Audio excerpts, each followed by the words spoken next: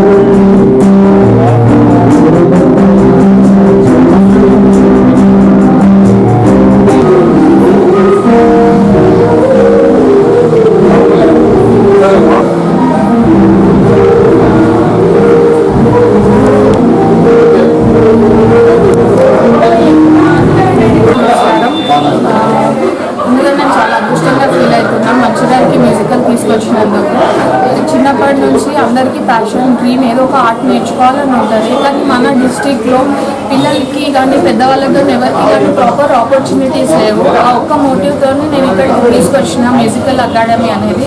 ఇది మనకి 3 years నుంచి 90 years ఎనీ ఏజ్ వాళ్ళు వాళ్ళ ప్యాషన్ వాళ్ళ డ్రీమ్ని ఫుల్ఫిల్ చేసుకోవచ్చు. నాకు ఆయన మామ్ ఆఫ్ 2 kids అండి. నాకు కూడా నా పిల్లలు చాలా నేర్పించాలని ఉండే. కానీ ఓన్లీ హైదరాబాద్లో ఉన్న కిడ్స్కి ఎందుకు ఇంత మంచి బెస్ట్ ఆపర్చునిటీస్ ప్రాపర్ కరికులంతో ప్రాపర్ ఇన్ఫ్రాస్ట్రక్చర్తో ఎందుకు మన దగ్గర ఎందుకు లేవు కిడ్స్ మన దగ్గర ఎందుకు మిస్ అవ్వాలని ఒక మెయిన్ మోటివ్తో మ్యూజికల్ అకాడమీని మంచిర్యాల తీసుకొచ్చినాము. సో మీరు అందరూ పేరెంట్స్ కానీ కిడ్స్ కానీ అందరూ డెఫినెట్గా మా అకాడమీకి వచ్చి విజిట్ చేయాలి. అయ్యి ఇక్కడ ఉన్న టీచర్స్ అందరూ గ్రేట్ టీచర్స్ టీచ్ అంత కరికులంతో టీచ్ చేస్తాము. ఒకసారి వచ్చి ఈ మంచి ఆపర్చునిటీని యూటిలైజ్ చేసుకోవాలని మనస్ఫూర్తిగా కోరుకుంటున్నాను. వచ్చి మీరు ఒక మీ డ్రీమ్ మీ ప్యాషన్ ఎనీ ఏజ్ ఎవరైనా రావచ్చు. వచ్చి అందరూ ప్రాపర్గా ఇది యూటిలైజ్ చేసుకుంటారని అండ్ యాజ్ పర్ మన ఇనాగ్రల్ ఆఫర్ కింద అందరికీ 1 month ఫ్రీ ఎడ్యుకేషన్ కూడా ఇస్తున్నాము. మ్యూజిక్ పైన అవేర్నెస్ రావాలి అని.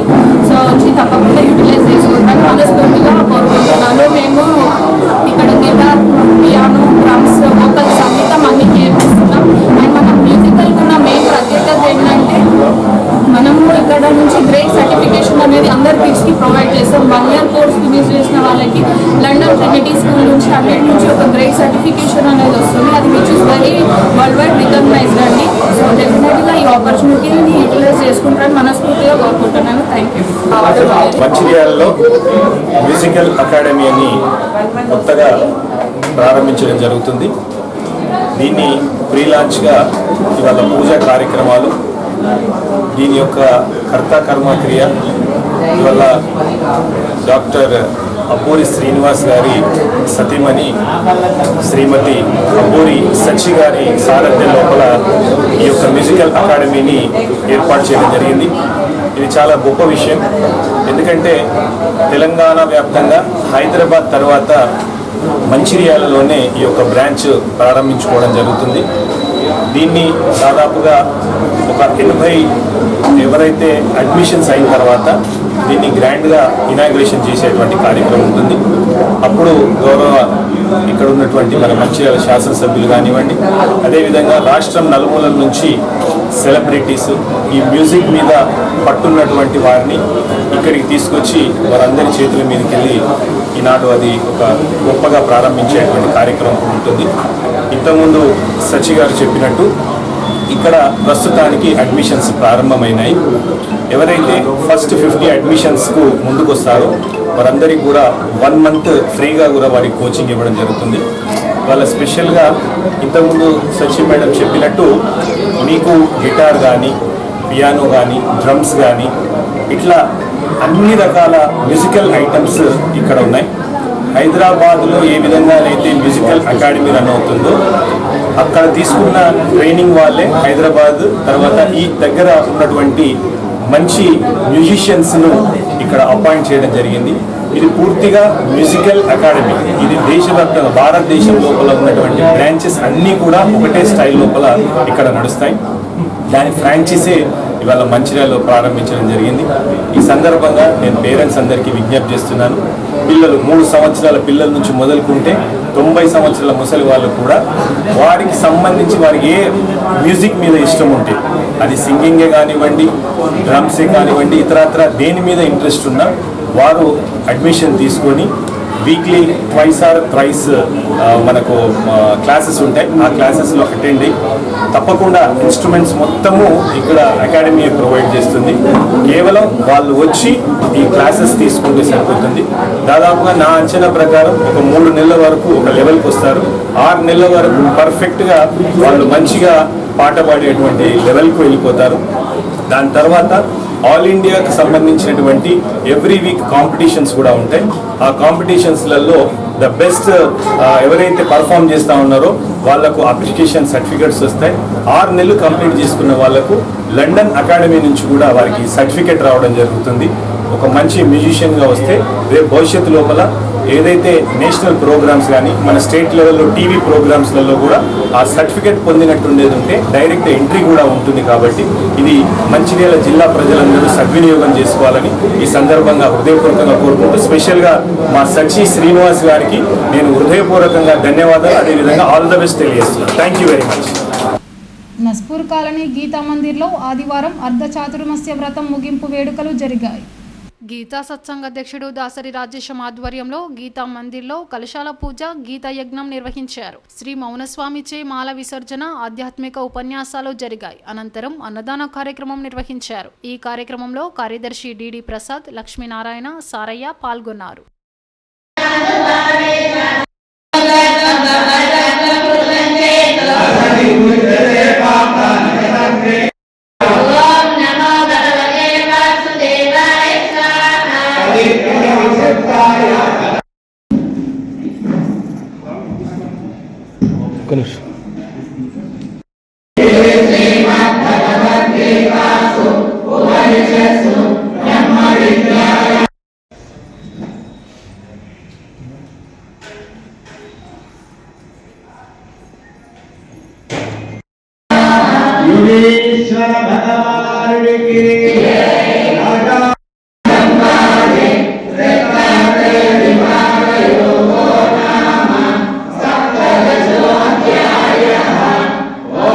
हरि ओम तत्सत ओम. विश्व शांत्यर्थमై మన శ్రీరాంపూర్ ఏరియాలో గల శ్రీమద్ భగవద్గీత సత్సంగం ఆధ్వర్యంలో గత 32 సంవత్సరాల నుండి అర్ధ చాతుర్మాస్య వ్రతం ఘనంగా జరపబడుచున్నది. మరి ఈ సంవత్సరం కూడా ఈ అర్ధ చాతుర్మాస వ్రతాన్ని తొలి ఏకాదశి నుండి ఈరోజు ద్వాదశి వరకు ఈ కార్యక్రమం నిర్వహించినాం.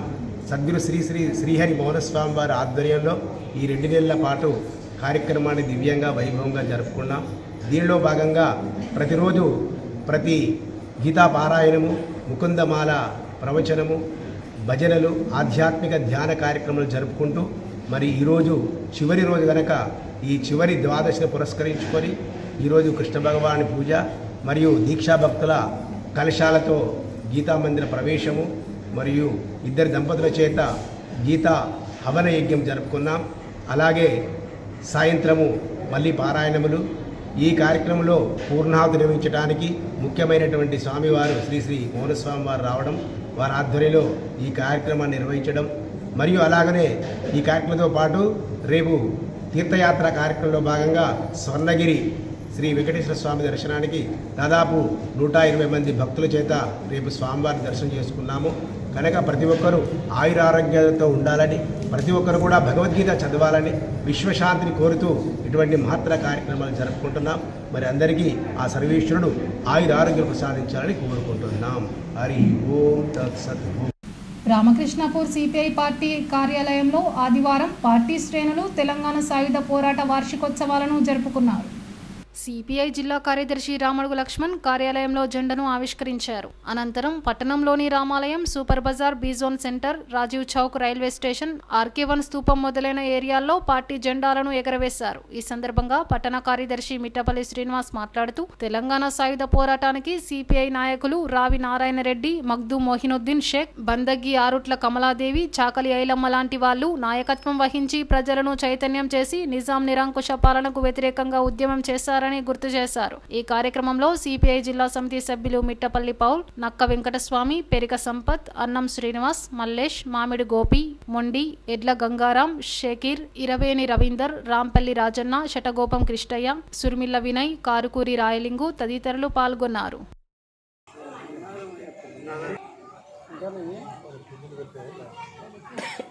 జోహార్ తెలంగాణ సాయుధ పోరాట మన వీరులకు, జోహార్ తెలంగాణ సాయుధ పోరాట మన వీరులకు, వర్ధిల్లాలి భారత కమ్యూనిస్టు పార్టీ, వర్ధిల్లాలి భారత కమ్యూనిస్టు పార్టీ, సిపిఐ జిందాబాద్, సిపిఐ జిందాబాద్.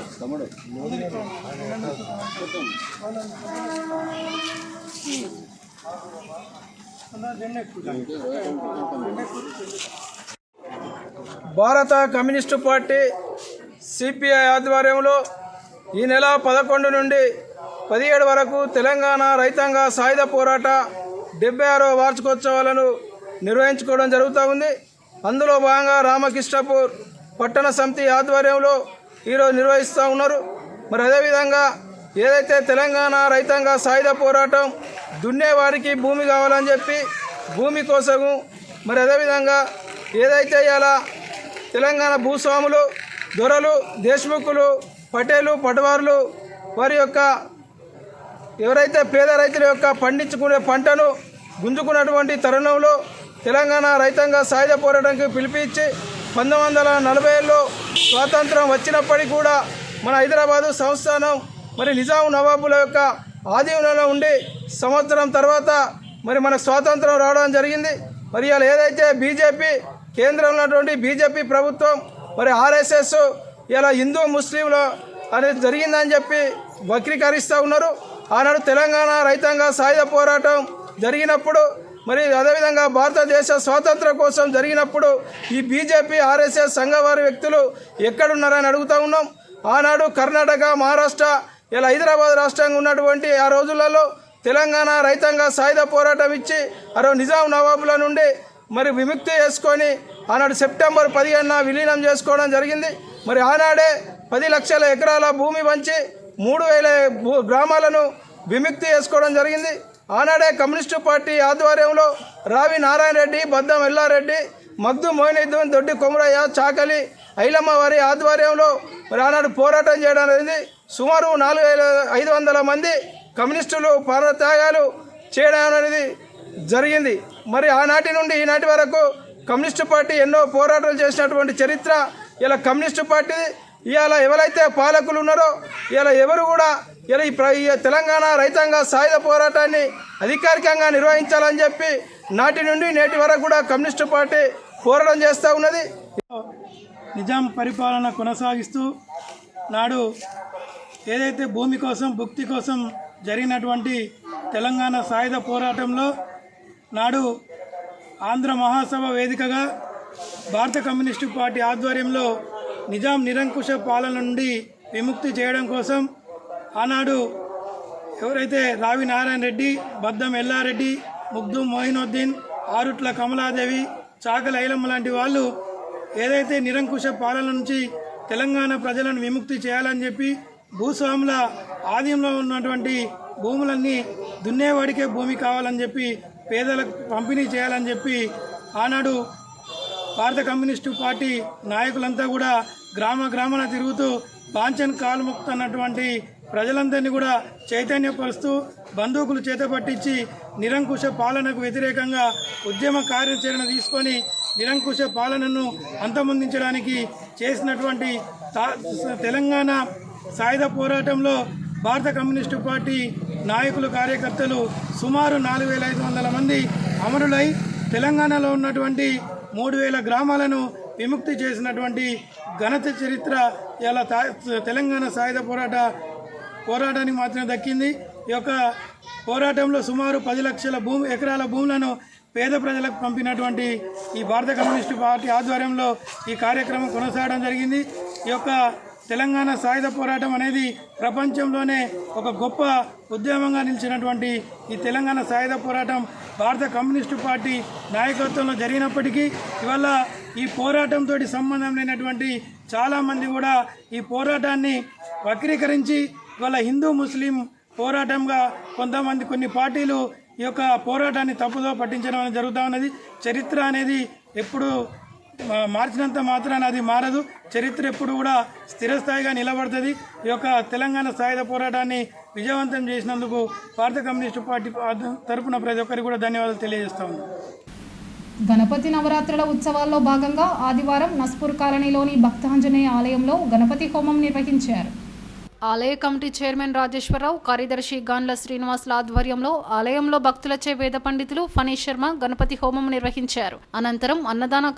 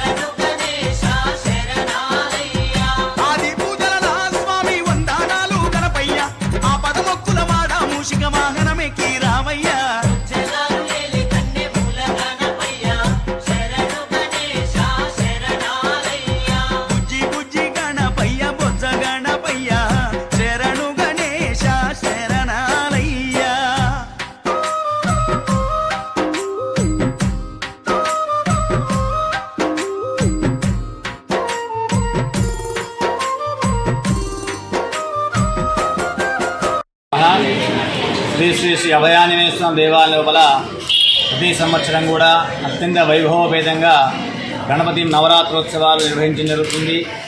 అందులో భాగంగా ఈరోజు 9వ రోజు మహాగణపతి యొక్క సహస్ర మోదక హవనమైనటువంటిది అత్యంత విశేషంగా ఈరోజు నిర్వహించడం జరుగుతుంది.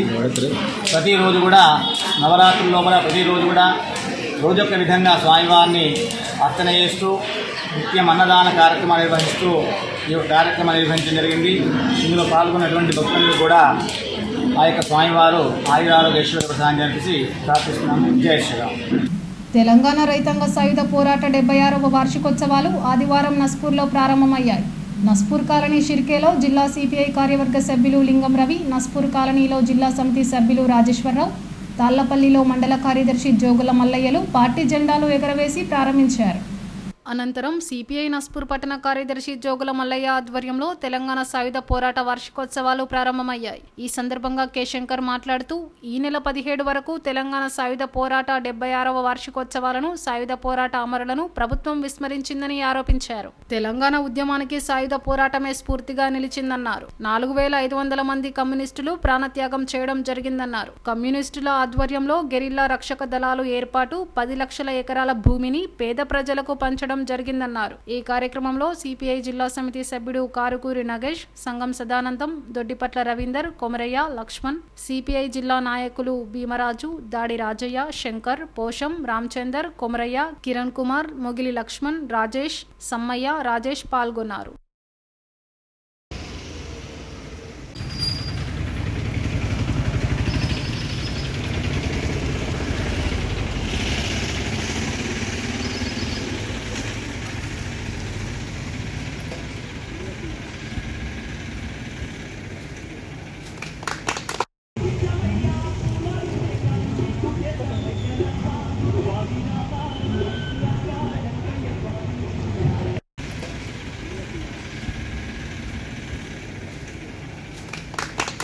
దేశవ్యాప్తంగా అట్లాగే తెలంగాణ రాష్ట్రంలో రైతాంగ తెలంగాణ సాయుధ పోరాట వార్షికోత్సవాలని ఘనంగా నిర్వహించుకుంటా ఉన్నాం. ఈరోజు నస్పూర్ పట్టణ సమితి ఆధ్వర్యంలో సిర్కే సెంటర్లో ఏదైతే ఆనాడు తెలంగాణ కోసం 4500 మంది కమ్యూనిస్టులు తన ప్రాణత్యాగాన్ని చేసి తెలంగాణని సాధించుకోవడం జరిగింది. వాళ్ళను స్మరిస్తూ ఈరోజు మన నస్పూర్ పట్టణంలో జెండా ఆవిష్కరణ చేయడం జరిగింది. ఆనాడు రజాకారులకు, నైజాంలకు వ్యతిరేకంగా పోరాటం చేసి 3000 గ్రామాలను విముక్తి చేసినటువంటి చరిత్ర కమ్యూనిస్టు పార్టీగా ఉన్నది. ఇప్పుడున్నటువంటి కేంద్ర ప్రభుత్వం విమోచన దినం అని చెప్పేసి చరిత్రను వక్రీకరిస్తూ ఇలా ప్రజల్ని తప్పుదో పట్టే పరిస్థితులలో కేంద్ర ప్రభుత్వం వ్యవహరిస్తూ ఉన్నది. మహారాష్ట్ర, కర్ణాటకలో ప్రభుత్వాలు అధికారికంగా నిర్వహిస్తున్నప్పటికీ తెలంగాణలో మాత్రం నిర్వహించడం లేదు. ఇప్పటికైనా తెలంగాణలో కూడా అధికారికంగా నిర్వహించాలని చెప్పేసి ఈ సందర్భంగా తెలియజేస్తా ఉన్నాం. ఆనాడు రావి నారాయణ రెడ్డి, బద్దం ఎల్లారెడ్డి, దొడ్డి కుమరయ్య లాంటి, అట్లాగే చాకలి ఐలమ్మ, ఆరుట్ల కమలాదేవి లాంటి వీర వనితలు, వీరులు కూడా తెలంగాణ విముక్తి కోసం పోరాడి ఈరోజు తెలంగాణలో ఉన్నటువంటి ప్రజలందరికీ కూడా సమాన హక్కులు కల్పించాలని చెప్పేసి ఆ రోజు తెలంగాణ కోసం కొట్లాడి అసూలు బాసినటువంటి వారందరికీ కూడా ఈ సందర్భంగా జోహార్లు తెలియజేస్తా ఉన్నాం. ఇప్పటికైనా రాష్ట్ర ప్రభుత్వం అధికారికంగా నిర్వహించాలని చెప్పేసి ఈ సందర్భంగా డిమాండ్ చేస్తా ఉన్నాం. నేటి ఎస్ఎండిసి న్యూస్ ఇంతటితో సమాప్తం. తిరిగి ప్రసారమయ్యే ఎస్ఎండిసి న్యూస్లో మళ్ళీ కలుద్దాం. అంతవరకు సెలవు. నమస్కారం.